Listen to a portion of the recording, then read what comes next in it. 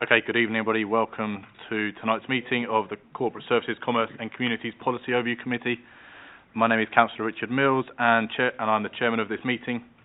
Details of the business are shown today on the agenda, copies of which are in the room and also available on the YouTube broadcast.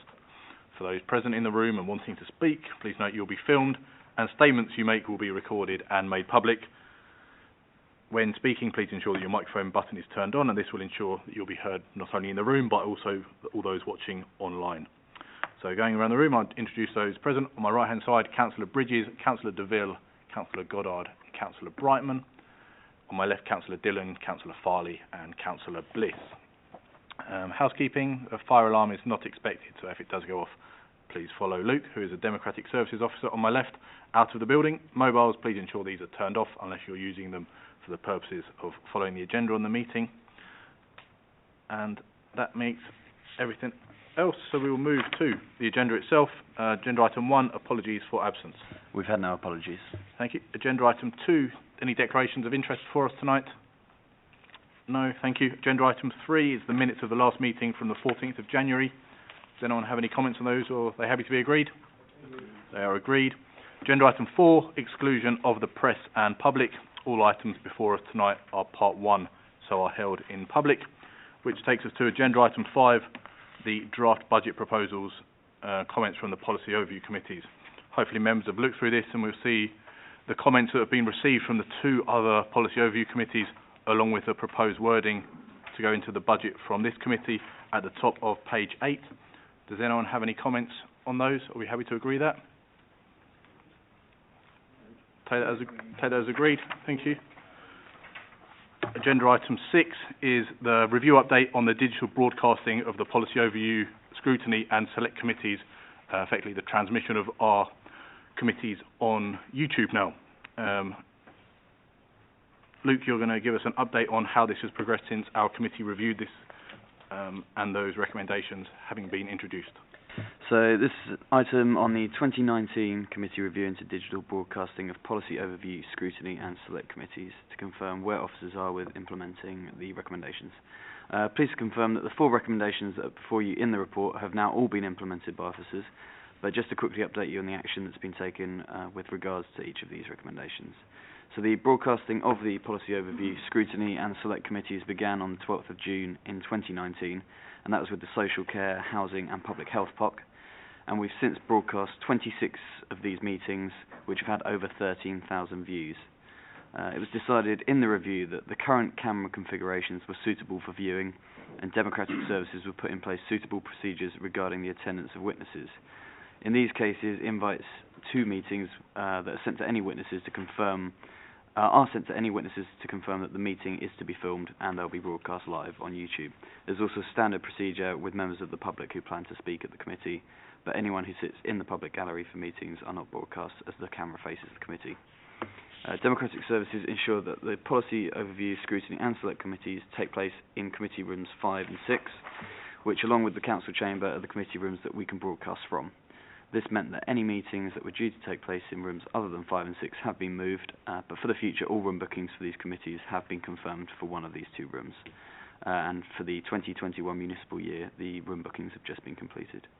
So when the programme meetings is first scheduled, the officer responsible in Dem Services also ensures that no more than 2 of the policy overview, scrutiny or select committees take place on the same date, so both can be broadcast from 5 and 6. So to conclude, all 4 of the recommendations contained within the review were implemented quickly and in place by June 2019, when the first overview committee was broadcast. Moving forward, Democratic Services continue to look at opportunities to improve the viewing experience for residents, but it's important that any changes are both cost-effective and also easily implemented, as the Democratic Services officer present and minuting the meeting is also responsible for streaming the meeting. So the broadcasting of the meeting can't interfere with our primary task, which is clerking the meeting. So if you've got any questions, please let me know. I'll do my best to answer them. Anyone have any questions? Councillor Farley? Thank you, Chair. Thank you. Recommendation 1, I just wanted to sort of follow up on it. I was wondering whether or not, statistics-wise, if there's into data on that, whether or not they're being watched live or after the fact, and what kind of proportion we're looking at. If they're being watched all the way through, or people just sort of going through and having a look at certain areas, if there's any sort of popular ones that are more seen more than others. And then on recommendation 4, just on that one, last month this committee, we were in the other room. I can't remember exactly what the reason was for why we weren't set up properly on the basis that this recommendation said that we would have 5 and 6. Okay, thank you. So with recommendation 1, I can provide some statistics. I'll have to speak to Mark Braddock because he sort of looks after all of the YouTube analytics, but we probably do have figures for how many are watched live and things like that as well. I think the majority of feeds, primarily in planning, people tend to tune in and out for meetings like that because it might be an item that just is relevant to them. So I'm not sure what the figures are for POC meetings, but I do anticipate that people tend to just turn it on and then off after they've seen what they wanted to see. With recommendation 4, we've gone back over it, and the last meeting there was essentially a problem with the room booking. When it was changed by business support, it basically lost the information, so the microphones weren't in the room booking. As such, they didn't put them out, and without the microphones we can't do the sound, so we couldn't stream it. But that was a one-off and won't happen again. So just on that, just to clarify, that was more of a internal procedural facilities thing rather than anything to do with technology. Okay. Anyone else? Councillor Bridges? Thank you, Chairman. No questions as such. It's really just to note the report, but also congratulate the officers and the work they've done to implement this so quickly. It came before us, as you say, in June last year, and the turnaround has been very quick on this. And I think it's enhanced democracy further for doing that. It's made us a lot more transparent. Viewers can now see their elected representatives working for them, and I think that can only be welcomed by this committee. And again, thank the officers for their assistance on this. Thank you. Anyone else? Questions? No? Okay, thank you. We'll note that one then. It takes us agenda item 7, which is a follow-on to the last meeting where we had the draft recommendations. Where we've progressed to now is effectively making these our final recommendations, 6 of them which are shown on page 20. These are the same as the draft recommendations, with the exception of recommendation 4, following comment from Councillor Farley at the last meeting around Uxbridge College and looking to maximise the opportunities and possibilities of Hillingdon residents to attend that, to try to balance it out more. From the presentation we learned that the majority of attendees came from outside, so that's that change that's gone into that. On that basis, are we happy to agree those recommendations? Councillor Farley? Thank you, Chair. I'm not sure if I articulated myself as fully as I maybe should have done in the last meeting. It was more so linking that recommendation into the overall context of what we were reviewing in terms of the Hillingdon economy. So, yes, this is the direction I was looking for, but it was also linking it in with our overall review for the Hillingdon economy as well.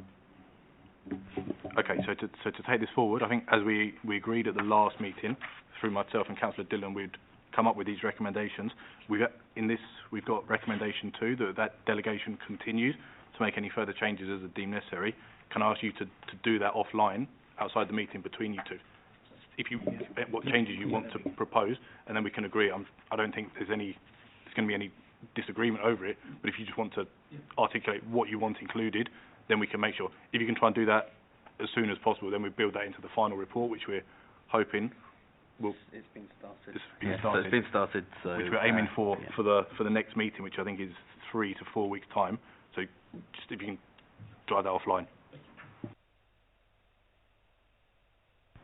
With everyone's agreement to that, I'm assuming all the recommendations as they are will be agreed, but then obviously we'll share whatever suggestions come in around that. So agenda item 8 is the forward plan. Does anyone have any comments on any of the items coming before us in the next couple of months? The Cabinet agenda. Key one is obviously the council budget, which will come to Cabinet in 13th of February before coming to full council on the 20th. But otherwise, are we happy to note that? Thank you. And then agenda item 9 is our work programme. So our next meeting is the 4th of March. just to bring to members' attention that following the change in cabinet member portfolios that was announced at the previous council meeting, the topic of climate change now falls within this committee. So what we've done is taken proactive steps so that the next meeting we're going to have an officer presentation around climate change and what the council is going to do around that, and what steps the council are going to take on a proactive basis. So that's going to come before us at the next meeting, as well as, all being well, the final review report on our major topic. Everyone happy to note that? Okay. In a very quick time, that will close our meeting then. Thank you.